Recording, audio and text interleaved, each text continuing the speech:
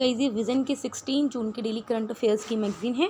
तो चलिए हम आज की फर्स्ट न्यूज़ स्टार्ट करते हैं। That is the India added third highest renewable power capacity in 2021 after China and USA REN 21 renewables 2022 global status report. तो गाइस ये जो हमारी न्यूज़ है एनवायरनमेंट में कवर होगी, मतलब कि रिन्यूएबल पावर कैपेसिटी में आफ्टर इन चाइना और यूएसए इंडिया ने रैंक थर्ड है। ठीक है, अब इंडिया की क्या स्पेसिफिक फाइंडिंग है हम ये पढ़ते हैं। इंडिया ने नियर अबाउट 2021 में जो रिन्यूएबल पावर कैपेसिटी है, मतलब जो पावर रिन्यूएबल सोर्सेज से प्रोड्यूस होते हैं, जैसे सोलर हो गया, विंड हो गया या फिर बायो एनर्जीज होगी, ठीक है, उसमें 2021 में 15.4 गीगावाट ऐड की है, जो कि थर्ड हाईएस्ट है आफ्टर चाइना जैसे 136 गीगावाट की एंड यूएसए ने 43 गीगावाट की है। ठीक है, और India is now the third largest market in the world जिसने न्यू सोलर पीवी कैपेसिटी को क्या किया है, इंस्टॉल किया है, और फोर्थ रैंक करता है इन द वर्ल्ड जिसमें टोटल सोलर एनर्जी इंस्टॉलेशन में। ठीक है, फॉलोइंग चाइना। ठीक है, इंडिया का इसके अलावा new solar water heating capacity addition में भी सेकंड रैंक है, थर्ड रैंक है हाइड्रो पावर कैपेसिटी एडिशन में, मतलब कि और कितना वाटर के थ्रू हम क्या कर रहे हैं, इलेक्ट्रिसिटी को कंज्यूम मतलब कि प्रोड्यूस कर रहे हैं। फिफ्थ है इथेनॉल प्रोडक्शन में एडिशन इन 2021, मतलब कि 2021 में हमने इतना ऐड किया है, हमारी कैपेसिटी 2021 में इतनी बड़ी है। ठीक है, $24.3 बिलियन हमने एलोकेट किया है ऑलरेडी, जो भी हमारी सोलर एनर्जी से रिलेटेड स्कीम चल रही है। इंसेंटिव्स प्रोवाइड कर रहे हैं हम डोमेस्टिक और इंटरनेशनल कंपनीज को, सो दैट हम बैटरी मैन्युफैक्चरिंग प्लांट्स को भी सेटअप कर सके। इसके अलावा इंडिया ने रिन्यूएबल सेक्टर में 2021 में $11.3 बिलियन भी इन्वेस्ट किया है। फाइन, अभी रैंक 21 है क्या ये? It is the only global community, global मतलब जो वर्ल्ड की कम्युनिटी होती है ऑफ, इसके कुछ एक्सपर्ट्स होते हैं, साइंस के होते हैं, गवर्नमेंट के, एनजीओ के, इंडस्ट्री के, जो इकट्ठे काम करते हैं सो दैट हम किस तरह से रिन्यूएबल सेक्टर को और ज़्यादा स्ट्रेंथन कर सके या और ज़्यादा इसकी ग्रोथ कर सके। ये जो बॉडी थी 2004 में क्रिएट की गई थी आफ्टर द कन्वेंशन, मतलब बोन 2004 इंटरनेशनल कॉन्फ्रेंस हुई थी, तो उसका एक आउटकम था। ठीक है, इंडिया का इनिशिएटिव क्या है रिन्यूएबल एनर्जी में? प्रधानमंत्री किसान ऊर्जा सुरक्षा एवं उत्थान महाअभियान चल रहा है, पीएम कुसुम सोलर पार्क स्कीम चल रही है, नेशनल पॉलिसी ऑन बायोफ्यूल्स भी चल रही है। ठीक है, बायोफ्यूल्स मैं कई बार डिस्कस कर चुकी हूँ, जिसमें हमारा एम है कि बायोडीजल को डीजल में ब्लेंड करना है 5 से 10%, और बायो इथेनॉल के बारे में हमने उस दिन न्यूज़ पढ़ी थी कि हमारा जो एम था, ठीक है, 10% ब्लेंडिंग हमारी ऑलरेडी कंप्लीट हो चुकी है 6 महीने पहले टारगेट से, जो हमें नवंबर 2022 तक करनी है। ठीक है, इसके अलावा जो हमारा 20% तक का ब्लेंडिंग का टारगेट 2025 तक, वो भी हम कंप्लीट कर लेंगे। ठीक है, नेक्स्ट न्यूज़ है US Federal Reserve hikes its benchmark interest rate by 0.75% point, the biggest increase since 1994।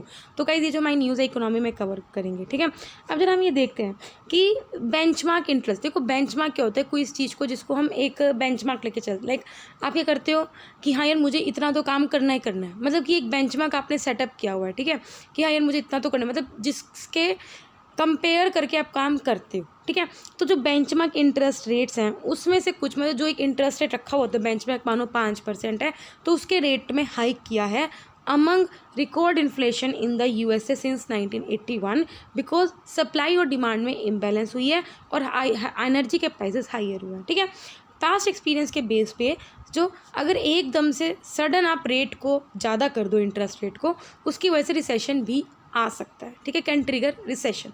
समझ में आई? बस सिंपल बात है कि एकदम से आप इंटरेस्ट रेट को ज़्यादा कर दोगे, तो देखो इंटरेस्ट रेट गवर्नमेंट कब कम करती है? अगर तो उससे लिक्विडिटी बढ़ानी हो मार्केट में, लेकिन अगर वो इंटरेस्ट रेट बढ़ा रही है तो इसका मतलब वो लिक्विडिटी घटा रही है, तो उसकी वजह से रिसेशन भी आ सकता है। ठीक है, रिसेशन और उसके क्या फैक्टर्स होते हैं? रिसेशन देखो गाइस क्या होते हैं, एक साल में 4 क्वार्टर्स होते हैं। ठीक है, 3-3 महीने में आपने देखो अगर रिपोर्ट्स भी आती हैं, क्वार्टर रिपोर्ट। ठीक है, अगर तो चारों मतलब कि लगातार 2 कंजिक्यूटिव क्वार्टर्स में नेगेटिव ग्रोथ आ रही है, तो हम बोलते हैं कि रिसेशन आ रहा है। ठीक है, रिसेशन या slow down, it is a period of declining economic performance across an entire economy lasting for several month. Usually हम इसको काउंट करते हैं अगर 2 लगातार क्वार्टर्स में नेगेटिव ग्रोथ आ रही है, आपकी इकोनॉमी घट रही है। ठीक है, पार्ट ऑफ जो नेचुरल बिजनेस साइकिल है, the recession is goes by different factor. ठीक है, बस देखो गाइस एक बार आप जरा इसको देखो, ये अगर तो जीडीपी पीक कह रही है, ठीक है, जैसे समझ लो ये बढ़ रही है, हर क्वार्टर में बढ़ रही है, लेकिन अगर बार बार घट रही है, यहाँ तक आ गई, मतलब कि अगर तो यहाँ तक आई तो ये आगे रिसेशन, लेकिन अगर इससे भी नीचे चली गई, मतलब कि जो बेंचमार्क से भी कम आ गई, तो आ जाता है डिप्रेशन। ठीक है, ठीक है, फिर उसके बाद जब बढ़ने लग जाता है तो हम फिर बोलते हैं एक्सपेंशन। समझ में आ गया? जैसे ग्रेट डिप्रेशन आया था 1930 में, समझ में आ गई? अब हम चलते हैं रिसेशन के क्या फैक्टर हो सकते हैं। ठीक है, रियल फैक्टर्स हो सकते हैं जैसे सडन चेंज और एक्सटर्नल इकोनॉमिक कंडीशन में, ठीक है। फाइनेंशियल एंड नॉमिनल सेक्टर्स भी हो सकते हैं, लाइक किसी ने क्रेडिट को ओवर एक्सपेंड कर दिया। साइकोलॉजिकल फैक्टर्स भी हो सकते हैं, such as excessive euphoria and over exposure to capital during an economic expansion period. Recession के इंडिकेटर क्या ऑलरेडी बता चुकी हूँ कि दो क्वार्टर तक नेगेटिव ग्रोथ आ रही है, डिक्लाइन हो रहा है रियल जीडीपी में, रियल इनकम में, अनएम्प्लॉयमेंट में राइज हो रहा है, कंज्यूमर स्पेंडिंग में डिक्लाइन हो रहा है, मतलब कोई भी कस्टमर कुछ खरीदना नहीं चाह रहा, खर्चना नहीं चाह रहा। मैन्युफैक्चरिंग और होलसेल रिटेल सेल्स में स्टेग्नेशन आ जाना। इसके अलावा यील्ड कर्व इन्वर्टेड हो जाती है, that is the short term डेब्ट इंस्ट्रूमेंट्स, उसमें भी हायर यील्ड्स आती है, long term instruments of the same credit profile. ठीक है। रिसेंटली जो ट्रेजरी यील्ड्स हैं 2 या 10 साल की, वो यूएसए में इन्वर्टेड देखे गए हैं। फाइन। नेक्स्ट न्यूज़ पे हम बढ़ते हैं। Haryana grants no objection certificate for field trial of the BT cotton variety. तो कई ये जो न्यूज़ हमारे इकोनॉमी एग्रीकल्चर में कवर होगी। अभी क्या गाइस, देखो बीटी कॉटन वैसे इंडिया में अभी तक, देखो अभी हम पढ़ते हैं सो फार इंडिया में सिर्फ BG1 और BG2 जो GM कॉटन है उसी को आप कमर्शियली यूज़ कर सकते हो।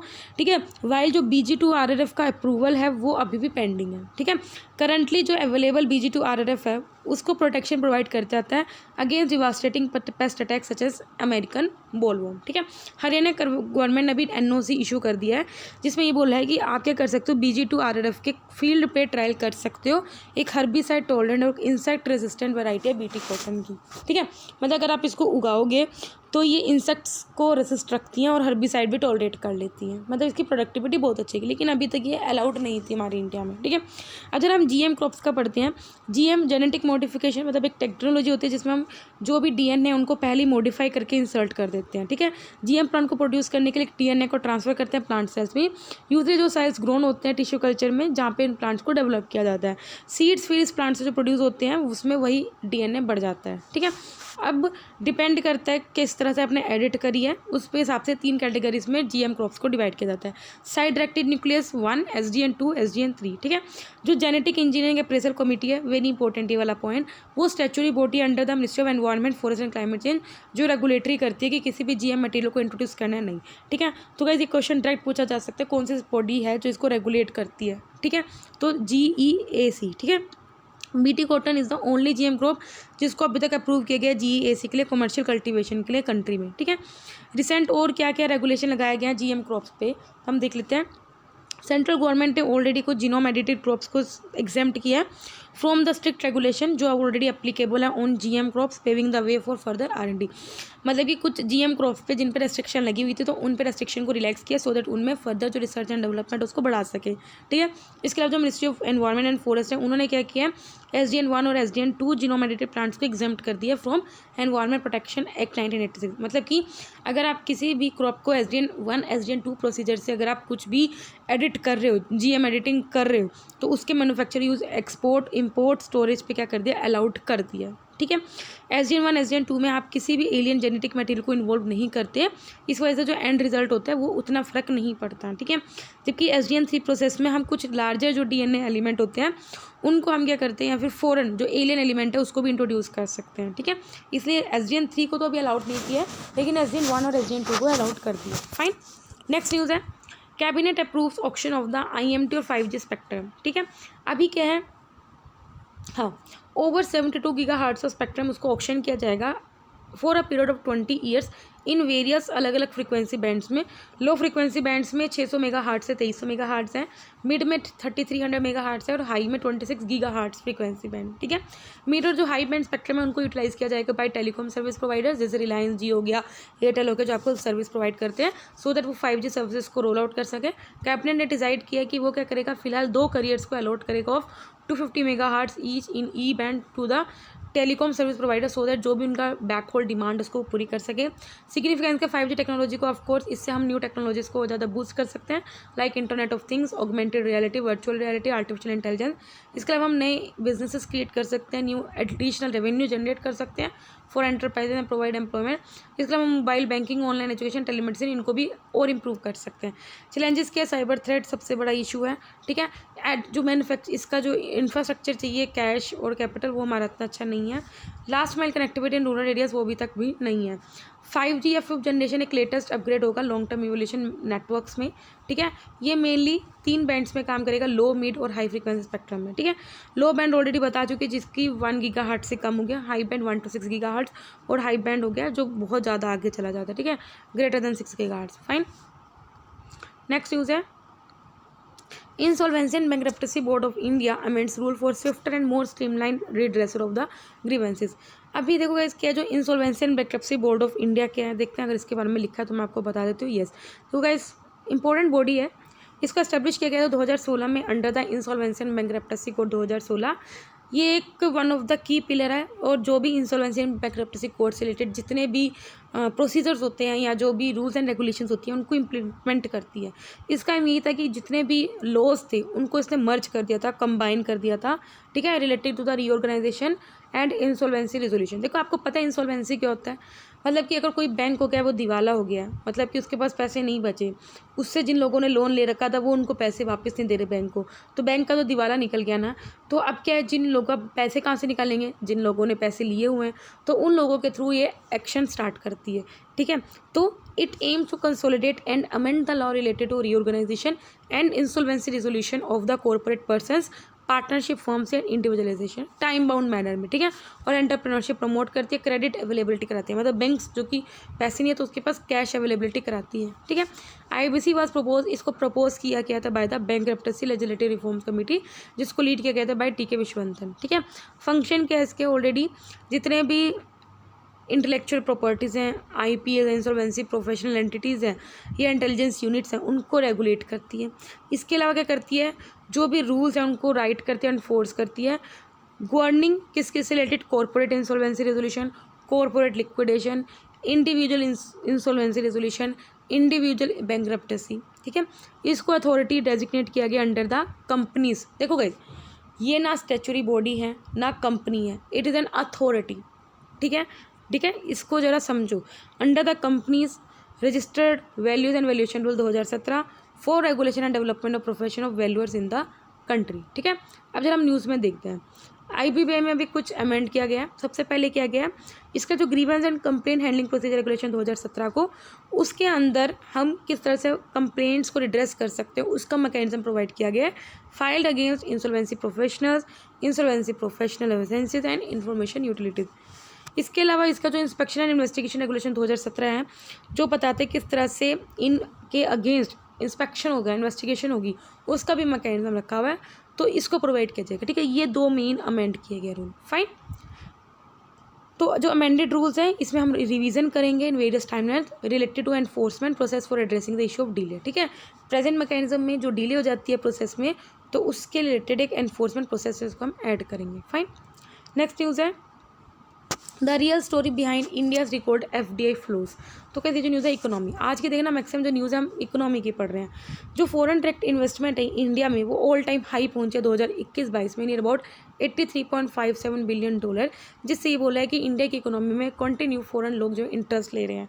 RBI ने डिफाइन किया जो FDI एक इन्वेस्टमेंट है जिसके थ्रू, मतलब कैपिटल इंस्ट्रूमेंट्स के थ्रू, मतलब जो भी पर्सन इंडिया के आउटसाइड रहता है वो इंडिया में इन्वेस्ट करता है, ठीक है। या तो किसी भी इंडिया की अनलिस्टेड कंपनी में वो ऐड कर रहा है, या 10% या ऑलरेडी जो इंडिया की कंपनी उसमें 10% से ज़्यादा इन्वेस्ट कर रहा है, ठीक है। इसके अलावा क्या है, पेंडेमिक आया, सप्लाई चेन डिस्ट्रप्शन आया, इवन की वॉर आया, उसके बावजूद भी जबकि प्रेशर भी पड़ा FDI पे, लेकिन फिर भी FDI में इंडिया में बढ़ा है, ठीक है। क्यों बढ़ा है, क्योंकि इंडिया ने भी FDI नॉर्म्स में रिलैक्सेशन किया है। लाइक गवर्नमेंट ने 100% FDI अलाउड कर दिया सिंगल ब्रांड रिटेल में, ठीक है, थ्रू द ऑटोमेटिक रूट। इसके अलावा इकोनॉमिक रिफॉर्म्स हम लाए so that ease of doing business आ गया। इसके अलावा हमने काफ़ी इंसेंटिव्स लिए सो दैट हम इंडिया को इंटीग्रेट कर सके with global supply chain under the Atmanirbhar Bharat अभियान। कंसर्न्स क्या है, पर अगर FDI इतनी आ रहा है तो इससे क्या कंसर्न हो सकते हैं, डिक्लाइन हो सकते हैं growth economic FDI growth to only 2% with record FDI outflow $44.3 billion, ठीक है। इसके अलावा डाइवर्सिफिकेशन का लैक हो सकता है, क्यों, क्योंकि मोस्टली देखना जो फॉरेन इन्वेस्टमेंट होती है वो भी सिंगल एक सेक्टर में आती है जिसमें लोगों को लगता है कि फ़ायदा है, तो डाइवर्सिटी का कम आ सकता है, मतलब फ्यू सेक्टर्स ही बढ़ते रहेंगे तो इनइक्वालिटी आ जाएगी, ठीक है। 62% FDI 5 सेक्टर्स में आता है, ठीक है, और 78% FDI सिर्फ 3 स्टेट्स तक की लिमिटेड रहता है, ठीक है। इसके अलावा ऑफशोर फाइनेंशियल हब्स के थ्रू आ रहा है फ्लो एंड टैक्स हेवंस के थ्रू, मतलब इससे क्या टैक्स की चोरी बहुत होएगी। अब हम पढ़ते हैं अपनी छोटी छोटी न्यूज़। सबसे पहले नॉर्दर्न आयरलैंड प्रोटोकॉल।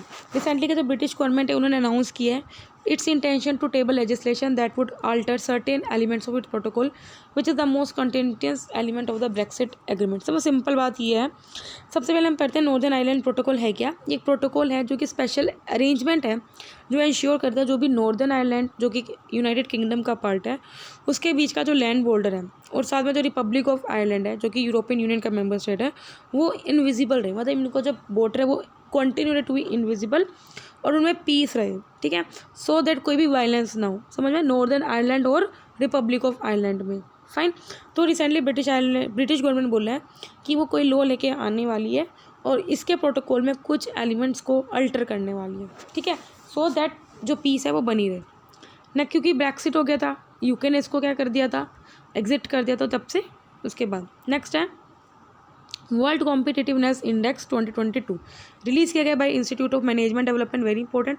हाईलाइट्स का इंडिया में शार्प राइज देखने को मिला है among the Asian company, 6 position jump किया है, 43rd रैंक पे आ गया, 43rd से 37th रैंक पे आ गया due to its gain in economic performance.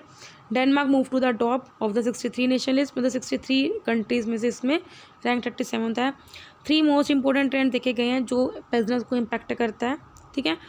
These are इन्फ्लेशनल pressure, मतलब महंगाई बढ़ जाती है अगर किसी कंट्रीज़ में कन्फ्लिक्ट हो जाता है, अफगानिस्तान में हुआ, इसराइल पैलेस्टाइन हुआ, रशियन को यूक्रेन हुआ या कोविड हो गया, ठीक है। Not this is different from the global competitive index. देखो गाइस, वर्ल्ड कॉम्पिटिटिवनेस रिपोर्ट अलग है, ग्लोबल कॉम्पिटिटिवनेस रिपोर्ट अलग है। ग्लोबल कॉम्पिटिटिवनेस रिपोर्ट रिलीज़ की जाती है by World Economic Forum. Fine. Next है कॉस्ट इन्फ्लेशन इंडेक्स, ये एक इनकम टैक्स डिपार्टमेंट है, वो नोटिफाई करता है कॉस्ट इन्फ्लेशन इंडेक्स को, ठीक है। कॉस्ट इन्फ्लेशन इंडेक्स हर साल नोटिफाई किया जाता है अंडर इनकम टैक्स एक्ट 1961, जिसके अंदर हम क्या करते हैं, इन्फ्लेशन रेट के प्राइस को मैच करते हैं on the consumer price index, ठीक है। अब जो कॉस्ट इन्फ्लेशन इंडेक्स वो हत्या की है, मतलब कि जब भी जो कंज्यूमर प्राइस इंडेक्स होता है पिछले साल का, ठीक है, अगर उसमें 75% एवरेज इंक्रीज़ हो रहा है तो उससे हम कॉस्ट इन्फ्लेशन इंडेक्स निकाल लेते हैं, ठीक है। इसको यूज़ किया जाता है by tax payer so that वो लॉन्ग टर्म कैपिटल गेन को कंप्यूट कर सके, arising out of the sale of capital assets after adjusting of the inflation, ठीक है।